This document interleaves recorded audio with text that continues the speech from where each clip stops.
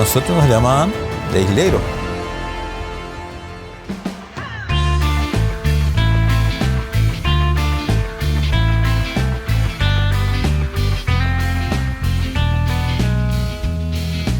Yo me llamo Rosa Elena Alves.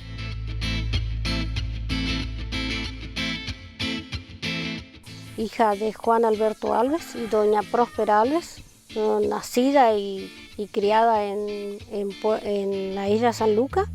Nosotros somos 16 hermanos, 8 nenas y 8 varones, y nuestros padres, digamos, nacieron ahí. Papá era mulato, mulato, y mamá era procedencia alemana, su papá era alemán. Soy Juan Domingo Alves.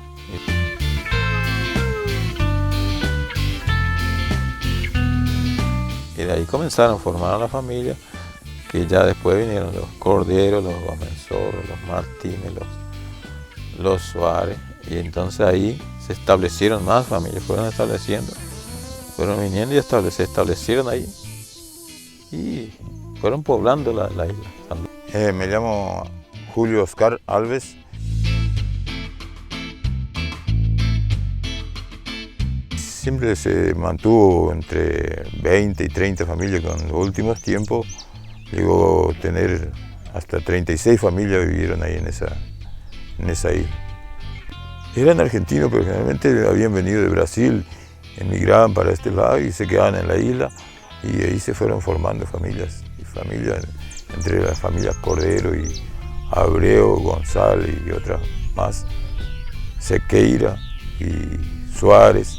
Entonces fueron formando familias y se fueron agrupando ahí en la isla. Lo que rescato de esa historia es la manera que ellos tuvieron de criarnos a nosotros, la manera que tuvieron de cómo hacer para criar 16 hijos, porque somos 16 hermanos. Me llamo Alves Irene, tengo 57 años y me crié en la isla San Lucas. Tuve una infancia muy linda con mi padre y mi mamá, pero mi padre era el que me guiaba. Mi nombre es María Alves.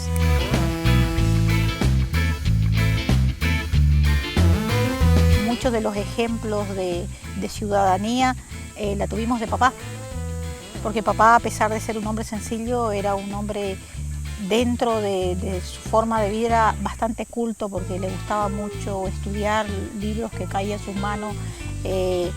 Lo leía y compartía con nosotros a pesar de su rudeza. Yo creo que mi papá fue un líder de la isla, porque él era una de las personas que todo el mundo acudía para resolver algún problema.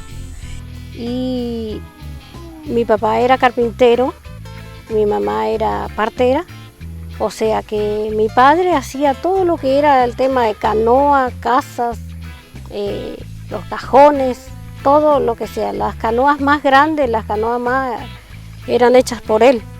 Las sillas, los asientos, todo eran hechas por él, las mesas. Moría alguien, papá estaba ahí. Él iba a hacer los rosarios, él le hacía el cajón al finado, él acompañaba a la familia hasta el final.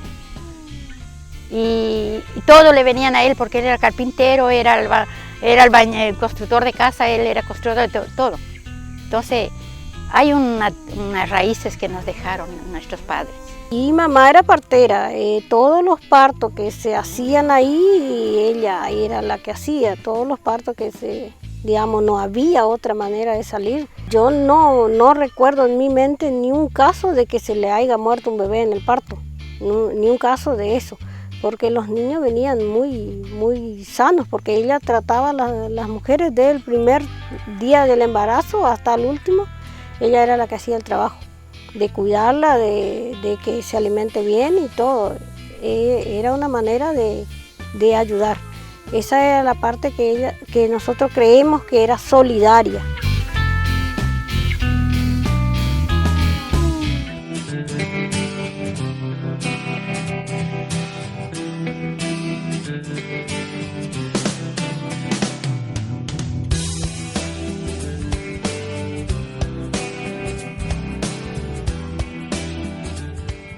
Casi a 1 kilómetro de esta punta a la mitad de la isla vivíamos.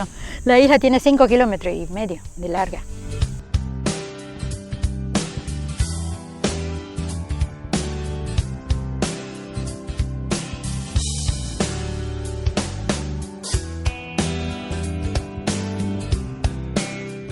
ellos a nosotros nos llamaban de islero. O sea, vienen los isleros, o sea, que era como si fuera, para nosotros era como una discriminación, como algo que nos bajoneaba, así. Siempre nosotros nos teníamos como isleros. El compartir el pan, el compartir la carne, el compartir los momentos buenos y los momentos difíciles, era como que en vez de ser la familia Alves, era la familia de la isla, ¿no? Esas son las diferencias, los patrimonios que se perdió hoy en la vida.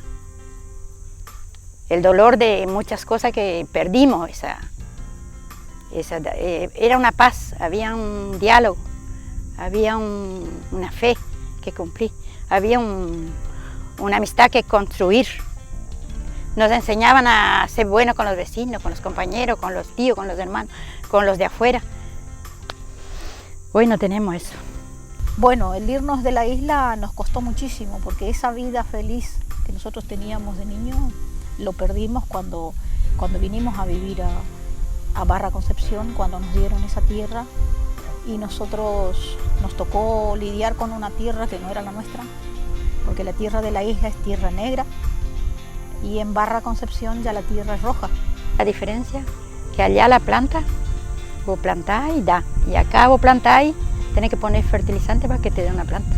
Había un promedio de inundaciones naturales del río que nosotros lo tomábamos como una forma de nueva vida.